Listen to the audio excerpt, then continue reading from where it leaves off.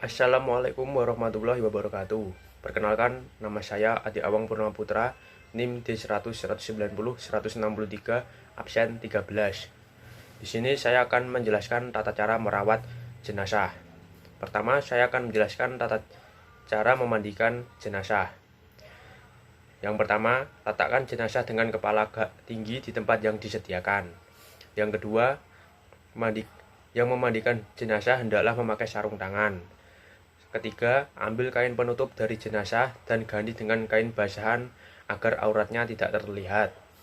Yang keempat, setelah itu bersihkan giginya, lubang hidungnya, telinga, celah ketiak, celah jari tangan, kaki serta rambutnya. Kelima, bersihkan kotoran jenazah baik yang keluar dari depan maupun dari belakang terlebih dahulu. Caranya, tekan perutnya perlahan-lahan agar apa yang di dalamnya keluar. Keenam, siram atau basuh seluruh anggota tubuh jenazah dengan air sabun.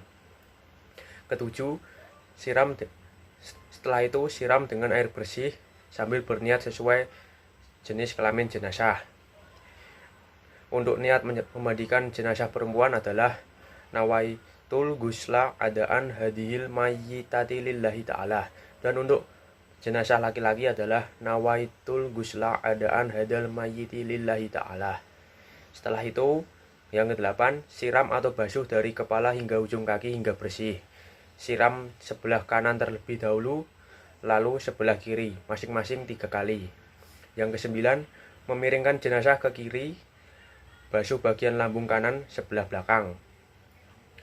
Yang ke-10, memiringkan jenazah ke kanan, basuh lambung kirinya sebelah belakang. Ke-11, siram lagi dengan air bersih dari kepala hingga ujung kaki. Ke-12, siram dengan air kapur barus. Ke-13, jenazah kemudian diwudukan seperti orang yang berwudu sebelum sholat. 14, perlakuan jenazah dengan lembut saat membalik dan menggosok anggota tubuhnya. 15, jika keluar dari jenazah itu najis setelah dimandikan dan mengenai badannya, wajib dibuang dan dimandikan lagi. Jika keluar najis setelah di atas kafan, tidak perlu diulangi mandinya, cukup hanya dengan membuang najis tersebut. 16. Bagi jenazah wanita, sanggul rambutnya harus dilepas dan dibiarkan terurai ke belakang. Setelah disiram dan dibersihkan, lalu dikeringkan dengan handuk dan dikepang. 17. Keringkan tubuh jenazah setelah dimandikan dengan handuk sehingga tidak membasahi kain kafannya. 18. Setelah memandikan jenazah, berilah wangi-wangian yang tidak mengandung alkohol sebelum dikafani, biasanya menggunakan air kapur barus. Begitulah cara memandikan jenazah sebagai salah satu bagian dari tata cara mengurus jenazah. Yang kedua, saya akan menjelaskan bagaimana tata cara mengkafani jenazah laki-laki dan perempuan. Pertama, cara mengkafani jenazah laki-laki. 1. Siapkan tali-tali pengikat kafan secukupnya. Letakkan secara vertikal tepat di bawah kain kafan yang akan menjadi lapisan pertama. Kedua, benangkan kain kafan lapis pertama yang sudah dipotong sesuai ukuran jenazah. Ketiga, beri wewangian pada kain kafan lapis pertama. Keempat, benangkan kain kafan lapis kedua yang sudah dipotong sesuai ukuran jenazah. Kelima, beri wewangian pada kain kafan lapis kedua. Keenam, benangkan kain kafan lapis ketiga yang sudah dipotong sesuai ukuran jenazah. Ketujuh, beri wewangian pada kain kafan lapis ketiga. 8. Letakkan jenazah di tengah-tengah kain kafan lapis ketiga. Tutup dengan kain lapis ketiga dari sisi kiri ke kanan, kemudian dari sisi kanan ke kiri. 10. Tutup dengan kain lapis kedua dari sisi kiri ke kanan, kemudian kain dari sisi kanan ke kiri. 11. Tutup dengan kain lapis pertama dari sisi kiri ke kanan, kemudian kain dari sisi kanan ke kiri. 12. Ikat dengan tali pengikat yang sudah disediakan.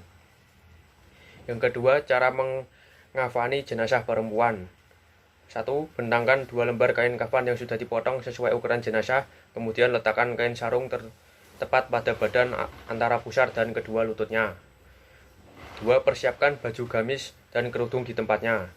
3. Sediakan 3-5 utas tali dan letakkan di paling bawah kain kafan. 4. Sediakan kapas yang sudah diberikan wewangian yang nantinya diletakkan pada anggota badan tertentu. 5. Setelah kain kafan siap, lalu angkat dan baringkan jenazah di atas kain kafan. 6. Letakkan kapas yang sudah diberi wangi-wangian tadi ke tempat anggota tubuh seperti halnya pada jenazah laki-laki. 7. Selimutkan kain sarung pada jenazah antara pusar dan kedua lutut. Pasangkan baju gamis berikut kain kerudungnya. Untuk yang rambutnya panjang bisa dikepang menjadi 2/3 dan diletakkan di atas baju gamis di bagian dada. 8. Selimutkan kedua kain kafan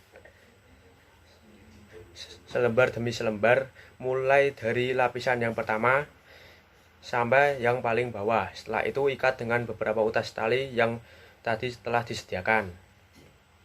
Yang ketiga, saya akan menjelaskan bagaimana tata cara menyolatkan jenazah.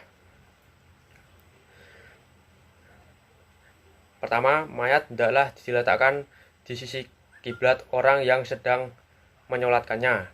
Jika mayat laki-laki, imam hendaklah berdiri di arah kepalanya, sedangkan jika mayat perempuan, sejajar dengan pinggang atau dadanya. Dan jika mayat banyak, maka disejajarkan dengan orang-orang yang mensolatkannya dengan urutan. Yang paling dekat dengan imam adalah mayat laki-laki dewasa, perempuan, dan anak-anak. Lalu ke bagian tata cara sholatnya. Pertama, melakukan niat di dalam hati. Kedua, berdiri bagi yang mampu. 3. Melakukan 4 kali takbir. Tidak ada rukuk dan sujud. 4. Setelah takbir pertama membaca Al-Fatihah. Kedua, setelah takbir kedua membaca sholawat. Lalu setelah takbir ketiga membaca doa untuk jenazah, yaitu Allahumma ghfir lahu warhamhu wa'afihi wa'fu anhu. Lalu takbir keempat membaca doa Allahumma la tahrimna ajrahu wa la taftina ba'dahu waghfir lana walahu. Setelah itu salam. Sekian tata cara merawat jenazah. Lalu dari tata cara merawat jenazah tersebut dapat saya simpulkan dan mendapat hikmah, yaitu bahwa kita sebagai manusia harus ingat akan datangnya kematian dan selalu mendekatkan diri kepada Allah Subhanahu wa Ta'ala, karena kita hidup di dunia ini hanya sementara. Sekian dari saya.